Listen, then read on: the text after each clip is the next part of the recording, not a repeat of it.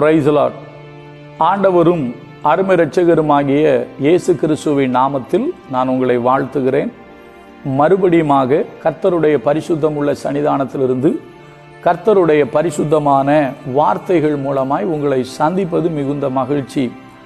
ஆண்டவருடைய பெரிதான கிருபையினால இந்த வாரம் நாம் தொடர்ந்து தியானித்து கொண்டு வருகிற காரியம் கண் திறக்க முடியாத காரணங்கள் என்கிற தலைப்பிலே அநேக காரியங்களை நாம் ஆராய்ந்து அறியும்படி தேவன் நமக்கு கிருபை பாராட்டி வருகிறார். அருமையான கர்த்தருடைய பிள்ளைகளே, நேற்றைய தினத்தில் நாம் பார்த்தோம், கண் சொருகி போனவன்.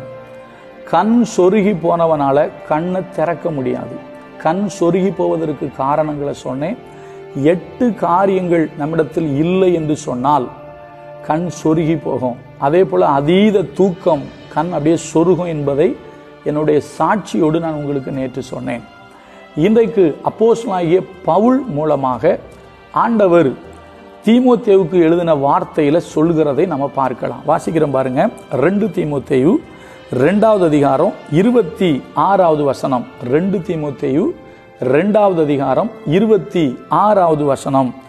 பிசாசானவனுடைய இச்சையின்படி செய்ய, பிசாசானவனுடைய இச்சையின்படி செய்ய அவனால் பிடிபட்டிருக்கிற அவர்கள் மறுபடியும் மயக்கம் தெளிந்து அவன் கண்ணிக்கு நீங்கத்தக்கதாகவும் சாந்தமாய் அவர்களுக்கு உபதேசிக்க வேண்டும். இது யாருக்கு சொல்றாருன்னா, மெயின் யாருன்னா ஊழியக்காரங்களை பத்தி பேசுறாரு. யாரை பத்தி பேசுறாரு?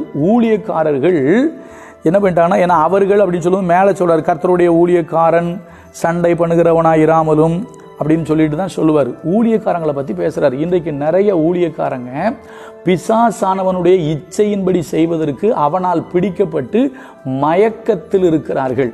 மயக்கத்தில் இருக்கிறவன் கண் திறக்க முடியாது. மயங்கினவன் கண் திறக்க மாட்டான். தண்ணியை தெளிக்கணும், அவனை எழுப்பணும், மயங்கிடுவான். அவன் மயங்கினவன் கண் திறக்க மாட்டான். இன்னைக்கு நிறைய ஊழியக்காரர்கள் விசுவாசிகள் கண் திறக்க முடியாமல் இருப்பதற்கு அடுத்த காரணம் என்னன்னா, இவர்கள் மயங்கி இருக்கிறார்கள்.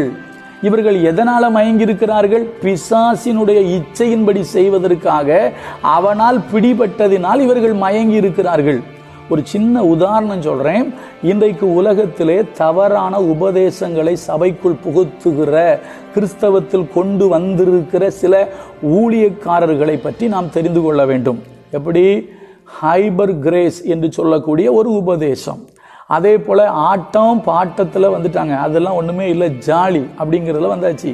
அதே போல சிரிக்க வைப்பதற்கென்றே ஒரு ஊழியம் இருக்கிறது, லாஃபிங் மினிஸ்ட்ரி. சிரித்து கொண்டே இருப்பார்கள். அபிஷேகம் வந்தா சிரிப்பு வருமா, கடந்து உருண்டு பெறலுவாங்களாம். அது ஒரு என்னது, அது ஒரு ஊழியமா செய்யற ஆட்கள் இருக்கு. அதே போல வாந்தி எடுக்க வைக்கிறதுக்குன்னே ஒரு கூட்டம் இருக்கு. இவர்கள் எல்லாருமே ஏன்னா கிறிஸ்து சொன்னதை செய்யல. நான் ஒரு வார்த்தை சொல்றேன். சமீபத்தில் நான் வேதத்தை வாசிக்கும் பொழுது என்னோடு பேசின ஒரு வார்த்தை, நீங்கள் யோவான் எழுதின சுவிசேஷ புத்தகத்தை வாசித்து பார்த்தால் அதில் இயேசு ஒரு வார்த்தை சொல்வாரு, பிதா செய்கிறதை குமாரன் செய்வார், தாமாக எதையும் செய்ய மாட்டார். அந்த வார்த்தை எப்படி தெரியுமா? பிதாவினிடத்தில் அவர் காண்கிறது எதுவோ அதைத்தான் செய்வாரை தவிர தானா எதையும் செய்ய மாட்டார் அப்படிப்பார். அப்போ பிதா செய்கிறது எதுவோ அதை குமாரன் செய்தார். அதைத்தான் பவுல் எழுதும்போது சொல்றாரு, நீங்கள் என்னிடத்தில் கண்டு கற்று கேட்டு இருக்கிறவைகள் எவைகளோ அவைகளை செய்யுங்கள், அப்பொழுது சமாதானத்தின் தேவன் உங்களோடு கூட இருப்பார் அப்படிம்பாரு. இயேசுவும் சொல்றாரு, பிதா கிட்ட நான் என்ன பார்த்தனோ அதைத்தான் செய்யறேங்கிறாரு. இயேசு கிட்ட பார்த்ததுதான் பவுல் செஞ்சுக்கிட்டு இருக்காரு. இப்ப நீங்க யோசிங்க, இந்த வாந்தி எடுக்க வைக்கிற ஊழியம் பிதா கிட்ட பாத்தீங்களா, இல்ல இயேசுநாதர்கிட்ட பாத்தீங்களா, இல்ல பவுல்கிட்ட பாத்தீங்களா? சரியா? அதே போல ஹைபர் கிரேஸ்ங்கிறத யார்கிட்ட பாத்தீங்க? சரியா? அதே போல என்ன சொல்றது, சிரிப்பு ஊழியம் இருக்குல்ல, லாஃபிங் மினிஸ்ட்ரி. அந்த லாஃபிங் மினிஸ்ட்ரியை இயேசுநாதர்கிட்ட பாத்தீங்களா, பிதா கிட்ட பாத்தீங்களா, பவுல்கிட்ட பாத்தீங்களா? அப்போ உங்களை யார் பிடிச்சிருக்கிறா? உங்களை பிதாவும் உங்களுக்குள்ள இல்ல, இயேசுவும் உங்களுக்குள்ள இல்ல, பரிசுத்தாவி உங்களுக்குள்ள இல்ல, உங்ககிட்ட பிசாசு தான் கிரியை செய்யுது.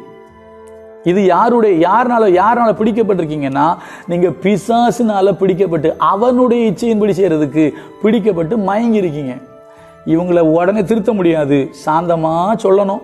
சொல்றதை கேட்டா திருந்துறதுக்கு வாய்ப்பு இருக்கு, இல்லைன்னா திருத்தவே முடியாது. சரியா? எவ்வளோ வசனத்தை சொன்னாலும் அவங்கள திருத்தவே முடியாது.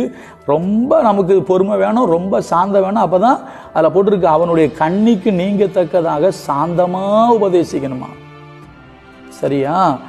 ஊழியர்கள் ரொம்ப கவனமாக இருக்கணும். பிசாசுக்கு இடம் கொடுத்துறாதீங்க. பிசாசுக்கு இடம் கொடுத்தா நீங்கள் அப்புறம் மயங்கிடுவீங்க, கண்ணை திறக்கவே முடியாது. மயங்கினவன் கண் திறக்க முடியாது. அடுத்தது இச்சை என்கிற பாவம், விபச்சார பாவம் என எழுதப்பட்டிருக்கு. படிக்கட்டுமா வசனத்தை? நீதிமொழிகளில் போட்டிருக்கு, என் மகனே நீ எதுக்கு மயங்குற அப்படின்றாரு. நான் படிக்கிட்ட வந்த வசனத்தை, நீதிமொழிகள் 7:25, உன் இருதயம் அவள் வழியில் சாய வேண்டாம், அவள் பாதையிலே மயங்கி திரியாதே. மயங்காத. சில பேர் பார்த்தீங்கன்னா அழகை பார்த்து மயங்கிடுவாங்க, சில பேர் பணத்தை பார்த்து மயங்கிடுவாங்க, சில பேர் பொருட்களை பார்த்து மயங்கிடுவாங்க, சில பேர் சொத்துக்களை பார்த்து மயங்கிடுவாங்க. ஐயா, நம்ம எதுலையுமே மயங்கக்கூடாது. மதுபானத்திலையும் மயங்கக்கூடாது. பைபிள் சொல்லுது, அதில் மயங்குகிற ஒருவனும் ஞானவான் அல்ல. நீங்கள் ஏதோ ஒரு விஷயத்தில் மயங்கிருக்கீங்களா? மயங்குனீங்கன்னா உங்கள் கண்ணை திறக்கவே முடியாது. பழைய பாட்டு ஒன்று தெரியுமா? அழகும் மாயை நிலைத்திடாதே, அதை நம்பாதே மயக்கிடுமே. அழகும் மாயை நிலைத்திடாதே, அதை நம்பாதே மயக்கிடுமே. மரணம் ஓர் நாள் சந்திக்குமே, மறவாதே உன் ஆண்டவரை, வருவாய் தருணம் இதுவே. அழைக்கிறாரே வல்ல ஆண்டவர் இயேசு வண்டை, வருவாய் தருணம் இதுவே. அழைக்கிறாரே வல்ல ஆண்டவர் இயேசு வண்டை. ஐயா, பிசாசினால பிடிக்கப்பட்டு மயங்கிட்டீங்களா? இல்ல பாவத்தின் வஞ்சனையினால மயங்கிட்டீங்களா? இல்ல அழகு உங்களை மயக்கிருச்சா? ஒரு பெண்ணுடைய அழகு, ஆணுடைய அழகு உங்களை மயக்கிருச்சா? நீ மயங்கினால் உன் கண் திறக்க முடியாது. இதே நீதிமொழிகளில் இன்னொரு வசனம் இருக்கு தெரியுமா? நீ பரஸ்திரியின் மேல், படிக்கிறோம் பாருங்க, நீதிமொழிகள் 5:20, என் மகனே நீ பரஸ்திரியின் மேல் மயங்கி திரிந்து அந்நிய ஸ்திரியின் மார்பை தழுவ வேண்டியது என்ன? கீழே போட்டிருக்கு 23, அவன் புத்தியை கேளாததினால் மடிந்து தன் மதிகேட்டின் மிகுதியினால் மயங்கி போவான். தன்னுடைய மதிகேட்டின் மிகுதினால மயங்கி போவான். பைபிளில் போட்டிருக்கு, ஸ்திரியுடனே விபச்சாரம் பண்ணுகிறவன் மதிகேடன்னு போட்டிருக்கு, மதிகெட்டவன் போட்டிருக்கு. திருமணத்தை மீறிய உறவு, ரொம்ப டீசெண்டாக சொல்ல வேண்டியிருக்கு. அசிங்கமாக சொல்லலாம், வல்கராக சொல்லலாம், கள்ள தொடர்புல எந்த ஆண் மீதாவது பெண் மீதாவது மயங்கி இருப்பீர்கள் என்று சொன்னால் உங்களுக்கு முடிவு பாதாளம்னு வேதம் சொல்லுது. இப்படி மயங்கி கிடக்கிறவனை கண்ணை திறக்கவே முடியாது. தேவ பிள்ளைகளே, கர்த்தர் உங்களோடு என்னோடு பேசுறாரு. பிசாசுக்கு செவி கொடுத்து சரியான உபதேசத்தை விட்டு விலகிறாதீங்க. இயேசு கிட்ட பார்க்காத, பிதா கிட்ட பார்க்காத, அப்போஸ்தலர்கிட்ட பார்க்காத காரியத்தை செய்யறதுக்கு துணியாதீங்க. உங்க ஊழியத்தில் இதெல்லாம் நடக்கணும், அப்படி நடக்கணும், இதெல்லாம் கடைசி காலம். என் கடைசி காலம் அவருக்கு தெரியாதா? என்ன சொல்றேன்னு தெரியல. இதெல்லாம் கடைசி காலத்தில் இப்படிலாம் நடக்கும். கடைசி காலத்தில் பொய்யான அற்புதங்கள் தான் நடக்கும்னு பைபிள் சொல்லுது. இந்த வாந்தி எடுக்க வைக்கிறது, சிரிக்க வைக்கிறது, சரியா கிடந்து உருள வைக்கிறது. உருள்றதை நாங்களும் பார்த்துருக்கோங்க. எங்கள் சர்ச்சிலையும் பிசாசு பிடிச்சவங்க கிடந்து உருண்டுருக்கான். அது இன்னைக்கு நேற்று வரைக்கும் நடந்திருக்கு. எத்தனையோ பிசாசுகள் பிடிச்சவங்க கிடந்து உருள்றாங்க, கிடந்து ஓடுது. நாங்கள் வீடியோ எடுக்கிறதும் இல்லை, போடுறதும் இல்லை. அப்படிலாம் போட்டால் நான் எங்கேயோ போயிருக்கலாம். இங்கே ஆடுற பேயையும் ஓடுற பேயையும் வீடியோ எடுத்து சாட்சி போட்டேன் அப்படின்னா நான் எங்கேயோ போயிருப்பேன். தேவையில்லைங்க. நல்லா கவனிங்க. அருமையான கர்த்தருடைய பிள்ளைகளே, பணத்திலையும் மயங்காதீங்க, இச்சையில் மயங்காதீங்க, அழகில் மயங்காதீங்க, பேர்ப்புகளில் மயங்காதீங்க, பதவி சுகத்தில் மயங்கிறாதீங்க.